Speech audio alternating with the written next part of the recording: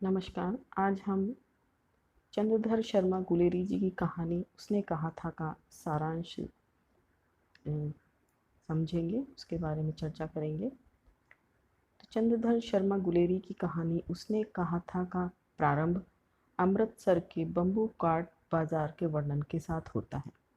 गुलेरी जी के समय अमृतसर की शान अलग थी। यहाँ बाजार में तांगे चलते थे और तांगे वाले अत्यंत मधुर स्वर में लोगों को बुलाते थे और जी साहब से उनका संबोधन करते थे। ऐसे अमृतसर के बाजार में एक लड़का और एक लड़की चौक की एक दुकान पर मिलने आ जाते हैं। दोनों सिख हैं और अपने मामा के यहाँ आए हुए हैं। दोनों का एक दूसरे से परिचय होता है। कुछ दूर जाने पर लड़का उस लड़की से पूछता है कि तेरी कुड़माई हो गई।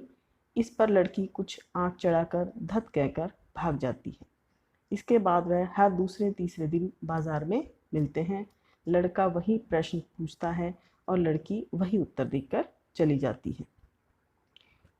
एक दिन लड़के ने हंसी में चिढ़ाते हुए पूछा तो लड़की ने लड़के की संभावना के विरुद्ध कहा, हाँ हो गई। देखते नहीं यह रेशम से कड़ा हुआ सालू, जिससे सुनते ही वो लड़का उदास हो जाता है। कहानी का एक भाग यही समाप्त होता है। कुछ समय बाद वह लड़का लहना सिंह मिलिट्री में भर्ती हो जाता है। लाम पर जाते समय सूबेदार उसे संदेश भेजते हैं कि मेरे गांव से होकर जाना, साथ साथ चलेंगे। इसलिए लहना सिंह सूबेदार के घर पहुंचता है। तब सूबेदार उसे बताता है कि सूबेदारनी उसे पहचानती है, इसलिए वह जाकर उससे मिल ले। लहना सिंह आश्चर्य में पड़ गया। उसने दरवाजे पर पहुंचकर मत्था टेका। सूबेदारनी ने पूछा, मुझे पहचाना? लहना सिंह के नहीं कहने पर वह इतना ही बोली कि तेरी कुड़माई हो गई धत, कल हो गई। देखते नहीं रेशमी बूटों का सालू अमृतसर में। सूबेदारनी ने यह भी कहा कि तेरे को यहाँ आते ही पहचान लिया था। एक काम कहती हूँ, मेरे तो भाग फूट गए। सरकार ने बहादुरी का खिताब दिया है। एक बेटा है जो 1 वर्ष फौज में भर्ती हुआ है। उसके पीछे 4 बच्चे और हुए, पर एक भी नहीं जिया। पति और बेटा दोनों युद्ध में जा रहे हैं। एक दिन तुमने मुझे तांगे के नीचे आते आते बचाया था। ऐसे ही मेरे पति और बेटे बोधा दोनों को बचाना, यही मेरी भिक्षा है।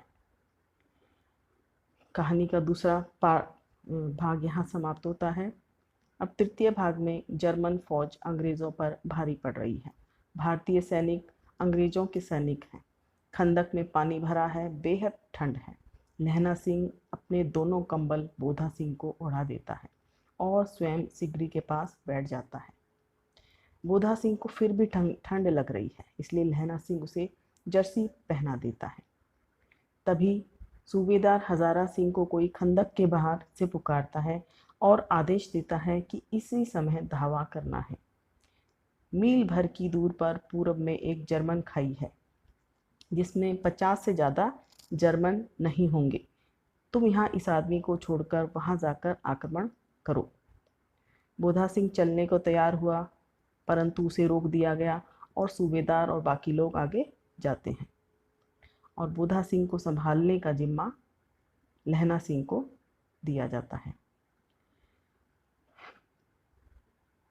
इसके बाद उसे छोड़ते हुए लहना सिंह अफसर से पूछते हैं जो वहाँ रुका था कि तुम भी पियो। सिगड़ी के उजाले में लहना सिंह ने साहब का चेहरा देखा, जिसने उनको आगे जाने का आदेश दिया था, और उसका माथा ठनक जाता है।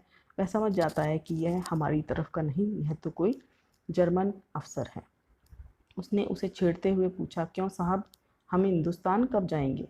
क्योंकि वहाँ शिकार के मज़े हैं। उन्हें याद होगा कि गए वर्ष नकली लड़ाई लड़ते हुए हम जगाधारी के ज़िले में शिकार करने गए थे। वहीं पर खानसामा अब्दुल्ला मंदिर में जल चढ़ाने के लिए रह गया। तभी सामने से नील गाय निकली और आपने उसे गोली मारी। ऐसे अफसर के साथ शिकार खेलने का मज़ा है।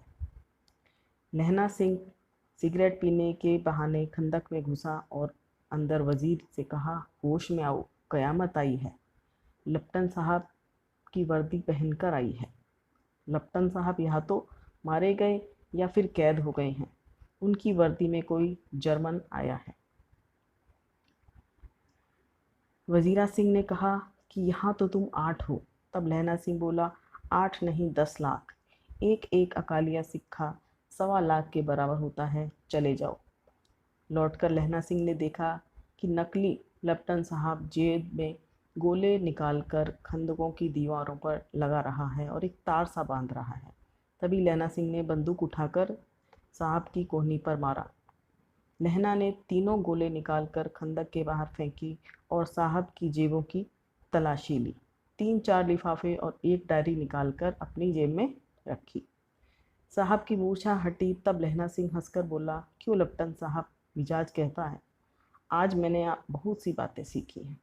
यह कि सिख सिगरेट पीते हैं, यह सीखा कि जगाधारी के ज़िले में नीले गायें होती हैं और उनके 2 फुट 4 इंच के सींग होते हैं। यह सीखा कि मुसलमान खानसामा मूर्तियों पर जल चढ़ाते हैं और लेफ्टिनेंट साहब खोते पर चढ़ते हैं। तभी लेफ्टिनेंट साहब ने जेब से पिस्तौल निकाली और गोली चलाई जो लहना सिंह की जांघ में लगी। लहना सिंह में भी दो फायर किए और साहब का वहीं खात्मा कर दिया। खंदक में से निकल सभी बाहर दौड़कर आए। लहना सिंह ने इतना ही कहा, कुछ नहीं, एक हड़का हुआ कुत्ता आया था और मर गया। लहना सिंह के घाव को पट्टियां बांध दी गई। तभी 70 जर्मन सैनिकों ने खंदक पर आक्रमण किया। उनके पीछे साहब के आदेश पर हुए भारतीय सैनिक भी लौट गए और उन्होंने भी पीछे से जर्मन सैनिकों पर आक्रमण किया। इस लड़ाई में कई जर्मन मारे गए। सिखों में 15 के प्राण गए और सूबेदार के कंधे में धसी गोली आर पार निकल गई। लहना सिंह को भी पसली में एक गोली लगी। उसने घाव को खंदक की मिट्टी से पूर दिया। किसी को खबर ही नहीं हुई कि लहना का दूसरा घाव भारी घाव है। इतने में थोड़ी देर बाद डॉक्टर और एम्बुलेंस आ गए। लहना ने सूबेदार और उसके पुत्र बोधा सिंह को गाड़ी में चढ़ा दिया और कहा, उसे कुछ नहीं हुआ है। परंतु लहना सिंह को छोड़कर सूबेदार जाना नहीं चाहता था। तभी लहना सिंह ने कहा, तुम्हें बोधा की कसम है और सूबेदारनी की सौगंध, इस गाड़ी में चले जाओ, मेरे लिए दूसरी गाड़ी आ जाएगी।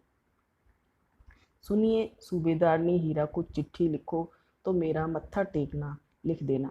जब घर जाओ तो कह देना कि मुझसे उन्होंने जो कहा था वह मैंने पूरा कर दिया। सूबेदार के चलते हुए लहना सिंह का हाथ पकड़कर कहा, तैने मेरे और बोधा के प्राण बचाए हैं, पत्र लिखना कैसा, साथ ही घर चलेंगे। अपनी सूबेदारनी से तुम ही कह देना कि उसने क्या कहा था।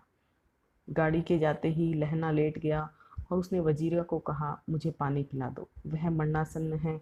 मृत्यु के कुछ समय पहले स्मृति बहुत साफ हो जाती है। जन्म भर की घटनाएं और प्रसंग एक एक करके चलचित्र के रूप में उसकी आंखों के आगे साकार होने लगे। सारे दृश्यों के रंग साफ होने लगे। लहना सिंह को स्मरण हुआ कि बचपन में उसे बाजार में एक 8 साल की लड़की मिली थी जिसे वह चिढ़ाता था और फिर देखते ही देखते वर्षों बीत गए।